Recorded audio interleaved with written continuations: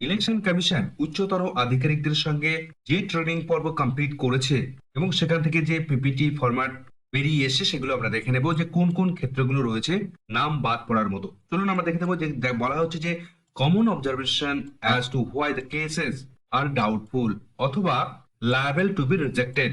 অর্থাৎ এসআইআর চলাকালীন ঊর্ধ্বতন কর্তৃপক্ষের কমন যে অবজারভেশন, অর্থাৎ তারা যে স্বাভাবিকভাবে যে অবজারভেশন বা কোনো একটি ফর্ম বা স্বাভাবিকভাবে যে পর্যবেক্ষণ করছে কোনো ব্যক্তি সম্পর্কে বা কোনো কেস সম্পর্কে, যেগুলো ডাউটফুল, যেগুলো সন্দেহ চোখে রয়েছে বা যে কোনো ধরনের ত্রুটি, সামান্যতম ত্রুটির আছে, সেই সমস্ত কেসগুলোর ক্ষেত্রে লায়াবল টু বি রিজেক্টেড, সেইগুলো রিজেক্ট হতে পারে, এই নামগুলো বাতিল হতে পারে, রিজেক্ট করে দিতে পারে ইলেকশন কমিশন।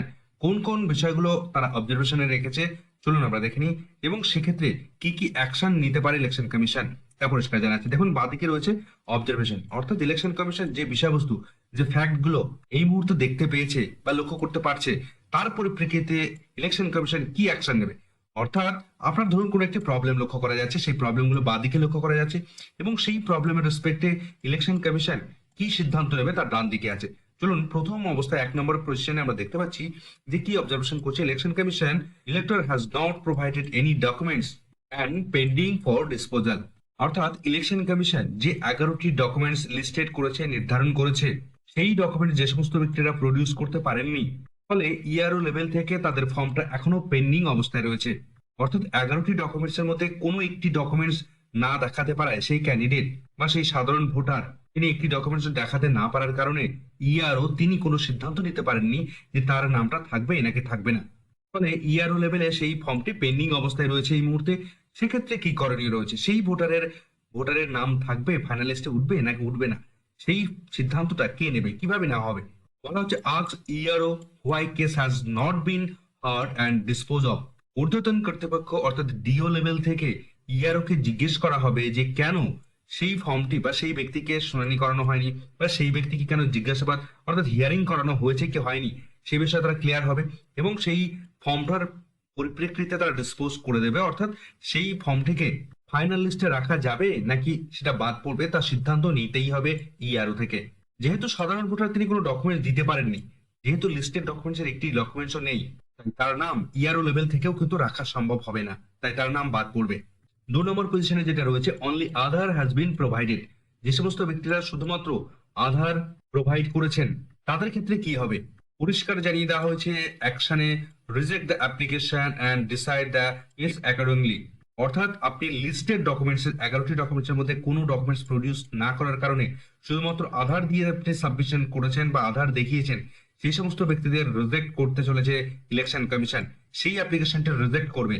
পরিষ্কার ইলেকশন কমিশন তারা সিদ্ধান্ত নিয়ে নিয়েছে। এবার অনেকে বলবেন, প্রশ্ন করে রাখবেন যে শুধুমাত্র আধার তো আমি দিইনি, আমি তো রেশন কার্ড দিয়েছি, প্যান কার্ড দিয়েছি, আধার কার্ড দিয়েছি, তাহলে কি আমারটা বাতিল হবে? হ্যাঁ বাতিল হবে, কেননা প্যান কার্ড, রেশন কার্ড এগুলোর কোনোটি লিস্টেড ডকুমেন্টস নয়। আধার কার্ড মান্যতা দেয়নি ইলেকশন কমিশন। তার ফলে যারা ভাবছেন যে আমি সব ডকুমেন্টসই দিয়েছি তাহলে আমার নাম কেন বাদ যাবে, তারা ভাবছেন সব ডকুমেন্টস বলতে আধার, ভোটার, প্যান, রেশন, এই 4টি ডকুমেন্টস এর কথা ভাবছেন, কিন্তু এই 4টি ডকুমেন্টস কিন্তু লিস্টেড ডকুমেন্টস এর কোনো একটিও ডকুমেন্টস নয়। তাই এই মুহূর্তে ইলেকশন কমিশনের কাছে এই 4টি ডকুমেন্টস এর কোনো ভ্যালু নেই। তাই শুধুমাত্র আধার দিয়ে থাকলে তার ফর্ম রিজেক্ট হচ্ছে, কমিশন সিদ্ধান্ত নিয়েছে। এরপর যে অবজারভেশন এবং যে অ্যাকশন কমিশন নিচ্ছে, তৃতীয়ত আমরা দেখতে পাচ্ছি অনলি আধার। যে সমস্ত ব্যক্তিরা শুধুমাত্র আধার দিয়েছেন এবং তার পাশাপাশি সোকল ফ্যামিলি রেজিস্টার যারা দিয়েছেন, এসইসিসি এনুমারেশন ডেটা সাবমিট করেছেন, তাদের ক্ষেত্রে কি হবে, তাদের ফর্মটা রিজেক্ট হবে নাকি অ্যাকসেপ্টেড হবে। এখানে এসইসিসি এনুমারেশন ডেটা বলতে কি বোঝানো হচ্ছে, এই কথার পুরো অর্থ হচ্ছে socio economic and caste census. অর্থাৎ আমরা এটা বলতে পারি যে শেষ লাস্ট ভারতবর্ষের যে সেন্সাস হয়েছিল 2011 সালে, তার যে ডেটা, র্যাঙ্কিং হাউস হোল্ডের যে ডেটা বা কাস্ট এনুমারেশনের যে ডেটা, অর্থাৎ মূল কথা হচ্ছে সেন্সাসের যে ডেটা বা তার রিপোর্ট যারা দেখিয়েছেন বা সাবমিট করেছেন তাদের ক্ষেত্রে কি হবে, ফ্যামিলি রেজিস্টার যারা দেখিয়েছেন তাদের ক্ষেত্রে কি হবে, অনলি আধার যারা দিয়েছেন তাদের ক্ষেত্রে কি হবে।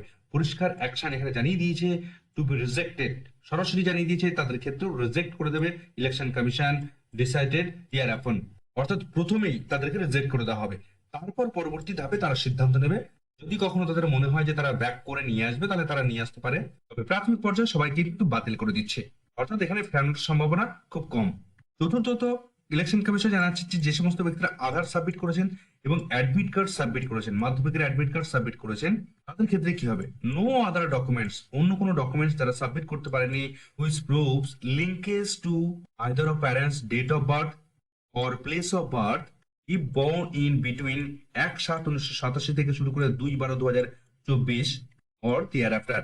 যে সমস্ত ব্যক্তিরা শুধুমাত্র আধার দেখিয়েছেন, আধার জমা করেছেন এবং অ্যাডমিট কার্ড জমা করেছেন, যারা সার্টিফিকেট জমা করতে পারেননি, অর্থাৎ মাধ্যমিকের অ্যাডমিট কার্ড জমা করেছেন, সুপ্রিম কোর্ট সদ্য একটি নির্দেশ দিয়েছে যে অ্যাডমিট কার্ড তারা সাবমিট করতে পারবে। কিন্তু ইলেকশন কমিশন তারা কিন্তু পরোক্ষভাবে ঘুরিয়ে কি বলছে, যে আমরা যাব অ্যাকশনের দিকে, অন্য কোনো তথ্য তারা দিতে পারেননি। যারা জন্মগ্রহণ করেছেন 1/7/1987 থেকে 2/12/2004 বা তার পরবর্তী সময় যারা জন্মগ্রহণ করেছেন, তারা নিজেদের ডকুমেন্টস হিসেবে আধার কার্ড এবং অ্যাডমিট কার্ড সাবমিট করেছেন। কিন্তু বাবার লিঙ্কেজের ক্ষেত্রে তিনি দেখাতে পারছেন না যে প্যারেন্টস এর ডেট অফ বার্থ কোথায় বা প্লেস অফ বার্থ কোথায়, তিনি কোথায় জন্মগ্রহণ করেছেন, বাবা কোথায় জন্মগ্রহণ করেছেন বা তার মা কোথায় জন্মগ্রহণ করেছেন, সেটা স্পষ্ট করে তিনি বলতে পারছেন না বা তার লিঙ্ক তিনি দেখাতে পারছেন না। সেক্ষেত্রে কি হবে, পরিষ্কার জানানো হচ্ছে ডাউটফুল, অর্থাৎ এই কেসগুলোর ক্ষেত্রে সন্দেহ রয়েছে এবং এগুলো কি হবে, টু বি রিজেক্টেড, এগুলো সম্পূর্ণভাবে বাতিল করে দেবে ইলেকশন কমিশন। পরের অবজারভেশনে আমরা চলে এসেছি, পঞ্চমত আমরা দেখতে পাচ্ছি বার্থ সার্টিফিকেট। যে সমস্ত ব্যক্তিরা বার্থ সার্টিফিকেট জমা করেছেন, অ্যাডমিট কার্ড জমা করেছেন, কাস্ট সার্টিফিকেট জমা করেছেন of self submitted but born after 1/1/1987, no other documents which provides linkage to either of parents date of birth or place of birth if born in between 1/1/1987 থেকে শুরু করে 2/12/2024 বা তার পরবর্তীতে, অর্থাৎ 1/1/1987 থেকে শুরু করে 2/12/2004 বা তারপরে যারা জন্মগ্রহণ করেছেন বর্তমান দিন পর্যন্ত, সেই সমস্ত ব্যক্তিরা তারা নিজেদের জন্য বার্থ সার্টিফিকেট তিনি জমা করলেন, ধরুন মনে করুন অ্যাডমিট কার্ড জমা করলেন, কাস্ট সার্টিফিকেট জমা করলেন, নিজের জন্য নিজের একটি ডকুমেন্ট জমা করেছেন। যারা 1/1/1987 পরে জন্মগ্রহণ করেছেন তারা নিজের এই সমস্ত ডকুমেন্টসের মধ্যে একটি ডকুমেন্ট জমা করেছেন, কিন্তু বাবা মায়ের কোনো লিঙ্কেজ তিনি দিতে পারেননি, বাবা মায়ের কোনো ডকুমেন্টস তিনি দিতে পারেননি। তার ক্ষেত্রে কি হবে, পরিষ্কার অ্যাকশনে জানিয়ে দিয়েছে ডাউটফুল, এই কেসটাও ডাউটফুল রয়েছে, ফলে টু বি রিজেক্টেড, এই কেসটাও সম্পূর্ণ বাতিল করবে। এই সমস্ত ভোটারদের নাম কিন্তু বাতিল করছে, কোনো রকম কনসিডার করছে না ইলেকশন কমিশন। ষষ্ঠত যে কেস রয়েছে বার্থ সার্টিফিকেট, যদি কোনো ব্যক্তি বার্থ সার্টিফিকেট তিনি জমা করে থাকেন বা SR extract of either parents, অর্থাৎ 2002 সালের বাবা মায়ের যেখানে নাম ছিল তার যে পেজ, সেই পেজটি তিনি দিয়েছেন, but name does not match of either parents or no other documents which provides linkage to either of parents date of birth or place of birth if born in between 1/1/1987 থেকে শুরু করে 2/12/2024 বা তারপর, অর্থাৎ এই সময় পিরিয়ড 1/1/1987 পরে যারা জন্মগ্রহণ করেছেন সেই সমস্ত ব্যক্তিরা, যা মনে করুন আপনার ডেট অফ বার্থ অর্থাৎ বার্থ সার্টিফিকেট আপনি সাবমিট করেছেন এবং বাবা মায়ের 2002 এর লিঙ্ক প্রোভাইড করেছেন, কিন্তু নামের ক্ষেত্রে কোনো রকম ভাবে মিসম্যাচ হয়ে গেছে, 2002 এর সঙ্গে বর্তমান নামের বাবা মায়ের নামের ক্ষেত্রে মিসম্যাচ লক্ষ্য করা যাচ্ছে, অর্থাৎ তার লজিক্যাল ডিসক্রিমিনেন্সির মধ্যে তাদের নাম হয়তো এসেছিল, হিয়ারিং পর্যায়েও ডেকেছে, তিনি অন্য কোনো ডকুমেন্টস প্রডিউস করতে পারেননি, অর্থাৎ লিস্টেড ডকুমেন্টস কিছু দেখাতে পারেননি, যে সেই ডকুমেন্টস এর মধ্যে দিয়ে বাবা মায়ের প্লেস অফ বার্থ অর্থাৎ জন্মস্থান বা জন্ম তারিখ কিছু প্রমাণ করাতে পারছেন,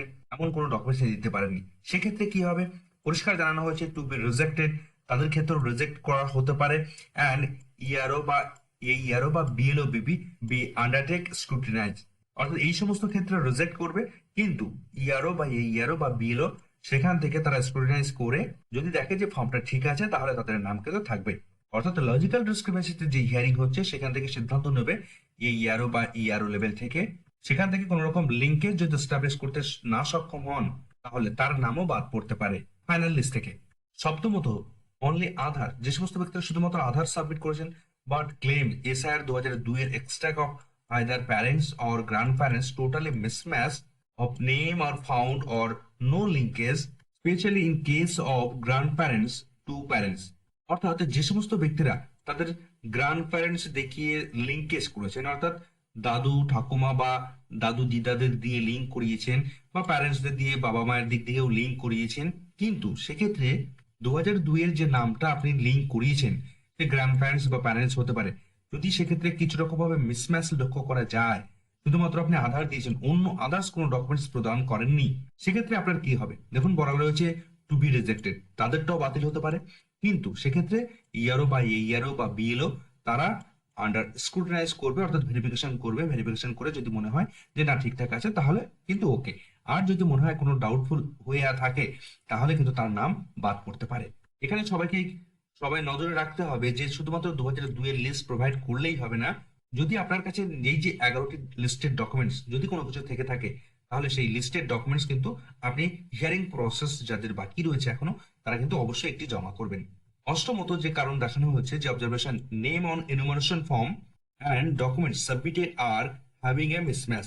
যে সমস্ত ব্যক্তিরা এনুমারেশন ফর্ম যারা ইতিমধ্যে ফিল আপ করেছেন, সেখানে এনুমারেশন ফর্মে যে নামটা তিনি সিগনেচার করেছেন বা তার নাম রয়েছে, এবং ডকুমেন্টস যেটা তিনি সাবমিট করেছেন সেই ডকুমেন্টসের সঙ্গে এনুমারেশন ফর্মের ডকুমেন্টসের সঙ্গে অর্থাৎ নামের ক্ষেত্রে মিসম্যাচ লক্ষ্য করা যাচ্ছে, তাদের ক্ষেত্রে কি হবে? সেক্ষেত্রেও টু বি রিজেক্টেড, সেক্ষেত্রেও রিজেক্ট হতে পারে। কিন্তু সেক্ষেত্রে ইআরও বা এইআরও বা বিএলও তারা সম্পূর্ণভাবে ভেরিফিকেশন করে দেখবে যে তাদের নামটা ঠিকঠাক আছে কিনা বা তারা সত্যি জেনুইন কিনা। সেক্ষেত্রে বিএলও থেকে শুরু করে এইআরও বা ইআরও লেভেল থেকে তারা কিন্তু সিদ্ধান্ত নেবেন। 9 নম্বরে যে কারণ দেখানো হচ্ছে signature on enumeration form and hearing receipt.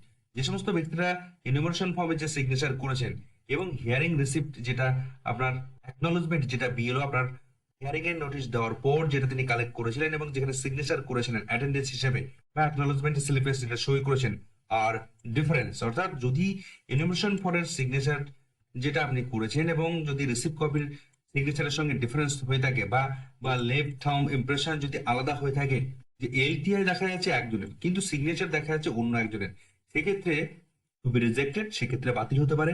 কিন্তু ইআরও বা এইআরও বা বিএলও আন্ডারটেক স্ক্রুটাইজ করবে, সেটা ভেরিফিকেশন করবে, তারপর সিদ্ধান্ত গ্রহণ করা হবে যে কি হবে। অর্থাৎ কোনো জায়গায় ক্ষেত্রে কোনো রকম ভাবে মিসম্যাচ লক্ষ্য করা গেলে সেক্ষেত্রে কিন্তু তার নাম বাদ পড়তে পারে। দশমত বলা হয়েছে thumb impression on enumeration form. যে সমস্ত ব্যক্তিরা এনুমারেশন ফর্মে থাম্ব ইমপ্রেশন অর্থাৎ বাঁ হাতের বুড়ো আঙুলের ছাপ দিয়েছেন without specifying details about person, সেই ব্যক্তির কে অ্যাকচুয়ালি কার থাম্ব ইমপ্রেশন সেটা তার স্পেসিফিকলি ভাবে ডিটেলস সেখানে উল্লেখ করেননি, সেক্ষেত্রে কি হবে? To be rejected. সেক্ষেত্রেও কিন্তু রিজেক্ট হতে পারে সেই ব্যক্তির।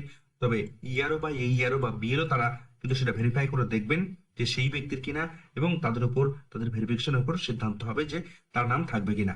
এই সমস্ত ক্ষেত্রেও কিন্তু রিজেক্ট হওয়ার সম্ভাবনা একদম নেই তা নয়। 11 নম্বরে বলা হচ্ছে বিএলও এবং AERO has submitted documents of X category but actual petitioner belongs to Y category. এখানে দু ধরনের কেস হতে পারে। প্রথমত, বিএলওরা যখন ডিজিটাইজ করছিলেন এনিমেশন ফর্মগুলোর, তখন অনেক কম সময়ের মধ্যে টোটালটাকে ডিজিটাইজ করতে হয়েছিল। সেক্ষেত্রে কোনো ব্যক্তির নাম নিজের নাম 2002 ছিল, অর্থাৎ সেলফ দিয়ে এন্ট্রি করার কথা ছিল, কিন্তু অপশনগুলো এত কাছাকাছি থাকার কারণে সেলফের জায়গায় অনেক ক্ষেত্রে তাড়াহুড়োর কারণে প্রয়োজনীয় দিয়েও অনেক ক্ষেত্রে লিঙ্ক ভুলবশত হয়ে গেলেও যেতে পারে, বা প্রয়োজনীয় জায়গাতে লিঙ্কে যাওয়ার কথা ছিল কিন্তু প্রয়োজনীয় দিয়ে না ঢুকে নো ম্যাপিং অর্থাৎ লাস্ট অপশন দিয়ে এন্ট্রি করার ফলে সেই ক্ষেত্রে সেই ব্যক্তির প্রবলেম আসতে পারে। দ্বিতীয়ত, বিএলও অ্যাপ বা এইআরও লেভেল থেকে যখন আপনারা ডকুমেন্ট সাবমিট করছেন, তখন দেখা গেল কোনো ব্যক্তির বার্থ সার্টিফিকেটের অপশনটা আপনি চুজ করেছেন, যে 11টি বা 13টি ডকুমেন্টস এর লিস্টেড অর্থাৎ অপশনে ক্লিক করলে যে অপশনগুলো আসছে যে বার্থ সার্টিফিকেট আপনি সাবমিট করবেন, আগে থেকে সিলেক্ট করতে হচ্ছিল, তারপরে বার্থ সার্টিফিকেটের ডকুমেন্টসটা অর্থাৎ বার্থ সার্টিফিকেটের পেজটা আপলোড করতে হচ্ছিল বা ছবি তুলে আপলোড করতে হচ্ছিল। তো সেক্ষেত্রে বার্থ সার্টিফিকেট আপনি চুজ করলেন কিন্তু বার্থ সার্টিফিকেট দিলেন না, সেখানে দেখা গেল এসসি কার্ড বা অন্য কোনো ডকুমেন্টস বা আধার কার্ড আপলোড করে ফেললেন। অর্থাৎ এক্সটা আপনি সিলেক্ট করলেন, এক্স এর জায়গায় আপনি ওয়াইটাকে চুজ করে ফেললেন বা ডকুমেন্টস আপলোড করে ফেললেন, সেক্ষেত্রে কি হবে? সেক্ষেত্রেও টু বি রিজেক্টেড, সেক্ষেত্রেও বাতিল হতে পারে। এবং সেক্ষেত্রে সাসপিসিয়াস রোল অফ বিএলও এবং এইআরও, সেক্ষেত্রে বিএলও এবং এইআরও দের গুরুত্বপূর্ণ ভূমিকা নিতে হবে, তাদের সক্রিয় ভূমিকা নিতে হবে যে বিএলও বা এইআরও যেটা কাজটা করেছেন সেটা অনেকটা সন্দেহজনক। সেক্ষেত্রে তাদের ডকুমেন্টস গুলো আরো অনেক কড়াকড়ি ভাবে দেখা হবে, এবং ডিও লেভেল থেকে তারা যদি মনে করেন সেটা বাতিল করে দেবেন, অবশ্যই তারা বাতিল করতে পারেন। তার সিদ্ধান্ত এখানে পরিষ্কার জানিয়ে দিয়েছে টু বি রিজেক্টেড, সেটাও কিন্তু রিজেক্ট হতে পারে, বাতিল হতে পারে। 12 নম্বরে রয়েছে SIR extract upload by the AERO বা ERO without setting what has been uploaded.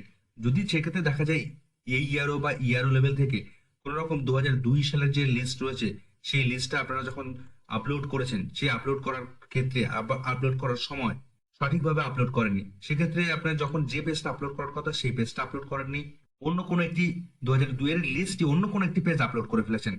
Often in such cases, it is first and last page of extract.